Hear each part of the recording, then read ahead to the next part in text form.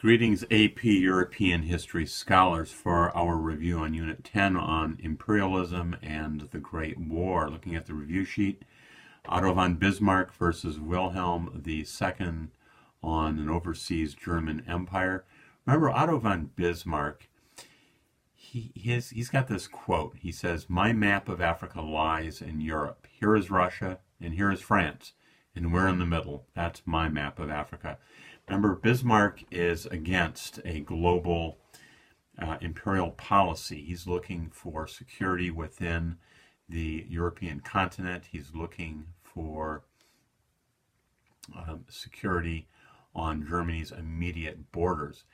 Now, Wilhelm II, or William II, is going to actively pursue this overseas German empire, and Germany is going to acquire some bits and pieces around the world, namely Cameroon, Togo, Southwest Africa, and German East Africa on the continent of Africa, and then out in the Pacific, Samoa and New Guinea. Bismarck's main goal concerning Germany's position in Europe at the end of the 1800s. Bismarck is concerned about isolating France. Remember, in 1871, the Germans peeled off Alsace and Lorraine after crushing the French army in the Franco-Prussian War. And Bismarck is bound and determined to stay on good terms with Russia and Austria. And you have the Three Emperors League. This is a league of conservatives, the Russians, the Austrians, and the Germans. Bismarck is always looking to balance France, which is preparing for war in the future against Germany. Bismarck is looking for a balance of power in Europe, and he's looking to avoid a two-front war. Concerning African imperialism, motivations for European imperialism, you have prestige, you have the desire for trade, either markets to sell stuff to or places to extract raw goods, whether that's agricultural goods or minerals. You have military bases. For example, the Suez is a concern of Great Britain to access the jewel in the crown, which is India. And you have the goal of, and maybe this is after the fact as a justification, but to Christianize and to civilize the natives. Reason for the Boer War, its participants and outcome. You have the British are going to seize control of Cape Town at the bottom of South Africa, and the original settlers, the Boers, B-O-E-R-S, are going to move into the interior, into a place called the Transvaal in the Orange Free State, but they are going to discover gold and diamonds. So there's going to be a draw to English settlers from the coast, and depending on your perspective here, the Boer War is a war of just naked aggression by the more powerful English against the Boers to take their mineral wealth. The British argument is that the Boers are not allowing British settlers to vote. They're taxing them without representation. They're forcing Afrikaans in schools that are entirely English kids, and there's censorship of English newspapers. Algeria, who settles that? France settles Algeria. And by the end of World War II, when we get to the Algerian independence movement, there are approximately 1 million white settlers from France in Algeria. So this is considered to be part of France, something maybe more akin to Alaska in the continental United States. Britain in Egypt is concerned about the control of the Suez Canal, which is uniting the Asian colonies with access to Great Britain via the Mediterranean. Rudyard Kipling's phrase, "the white man's burden," this is the classic description of the European duty to care for and to teach and to mentor the less civilized nations. Very ethnocentric idea, to be sure. Concerning World War I, the causes of the war, Sarajevo in 1914. Remember, the Austrian Archduke Franz Ferdinand is assassinated on a goodwill tour of Sarajevo, which is the capital of Bosnia, which is a part of Austria that had been taken from the Ottomans, and a good chunk of the population of Bosnia is Serbian, And adjacent is the nation of Serbia, and the Serbians want Bosnia, and it is a member of the Black Hand, a terrorist nationalist group with government support from the Serbians, is going to kill the Archduke and his wife Sophie, and this is going to lead to an Austrian attack on Serbia, and this is going to ripple throughout Europe with the Russians moving an army towards Austria and Germany, and things will spin out of control from there. 1904 Russo-Japanese War and Bloody Sunday. Remember, Russia had been humiliated in this war by the Japanese, and this led to the Bloody Sunday massacre in St. Petersburg and riots that spread throughout Russia. And Russia is going into World War I with must-having to restore and to maintain their honor.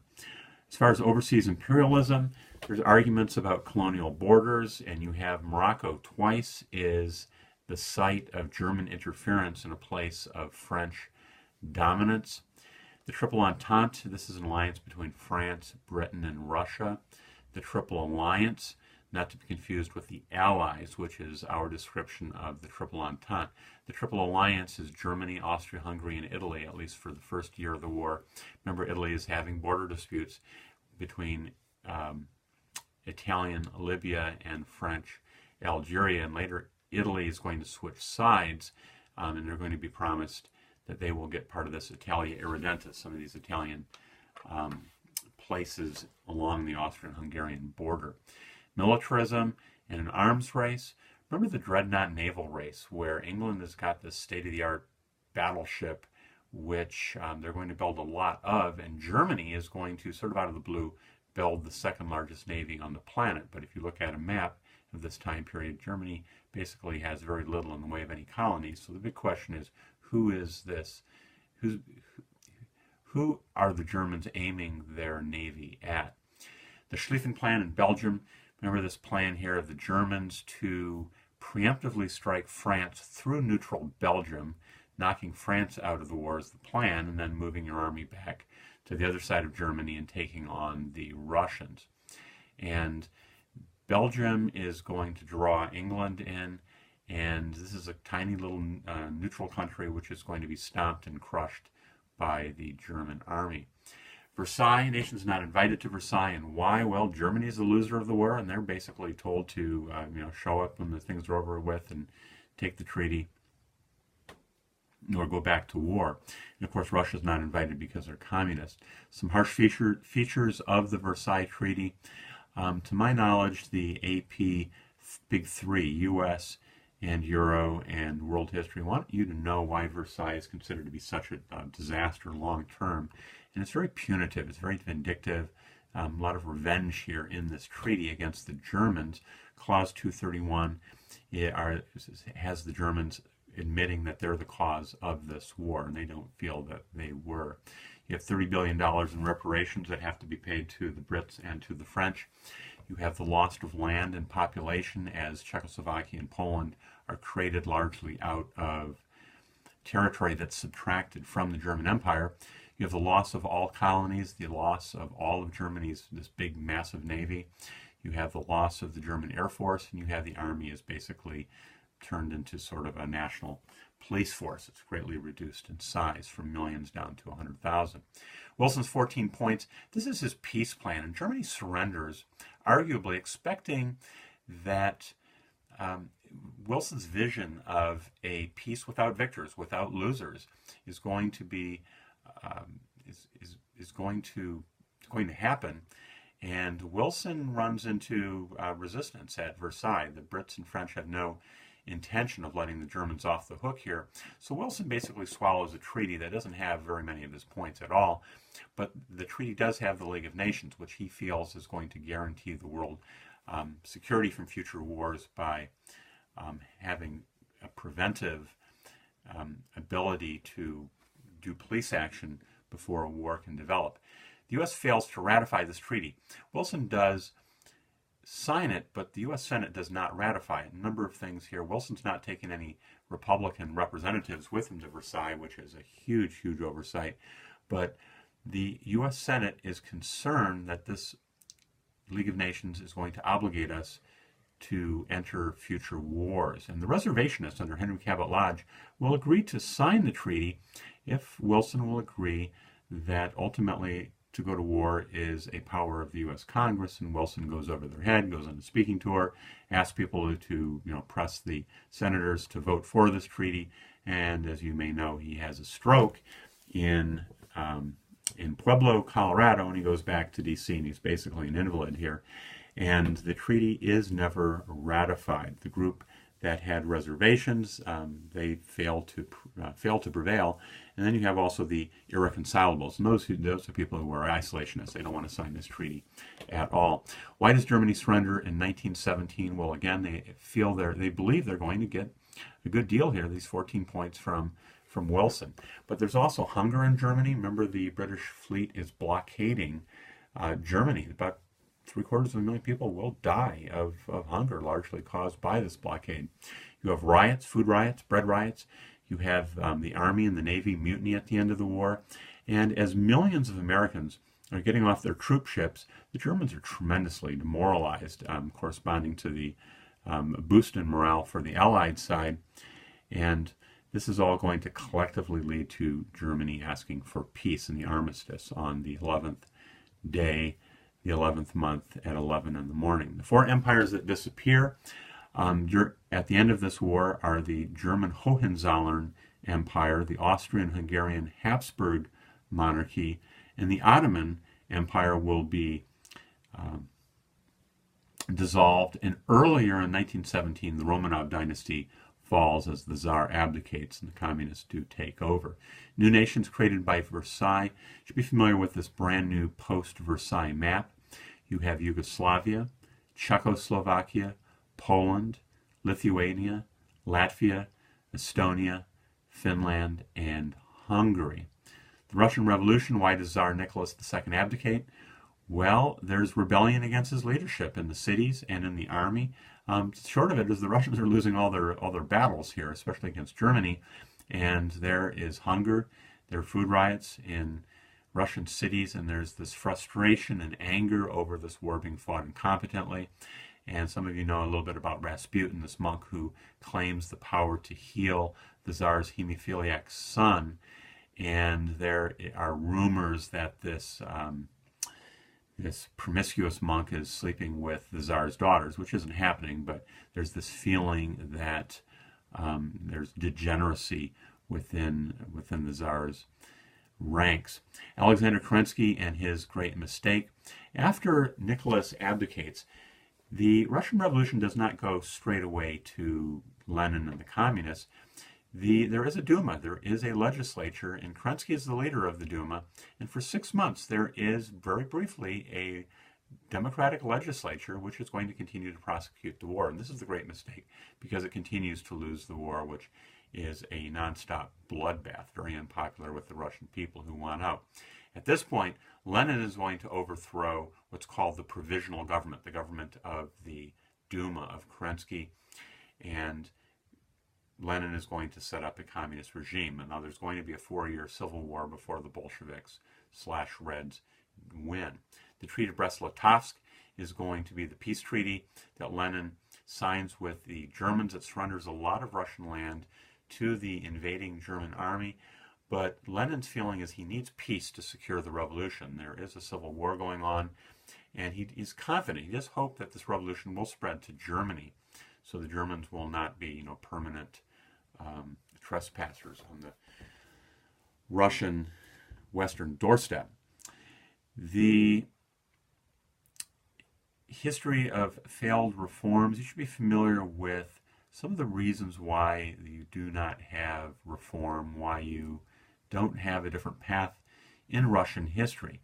Well, you have the 1825 Decembrists. These are these officers who come back from the Napoleonic Wars looking for liberalism, and they're crushed by the Tsar's forces.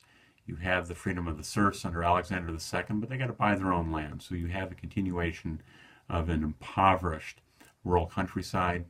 After the assassination of Alexander II, Alexander III cracks down, and his secret police and his government are enforcing orthodoxy, even on those who are not Orthodox, nationalism, even on those who are not Russian, and autocracy, absolute obedience to the Tsar.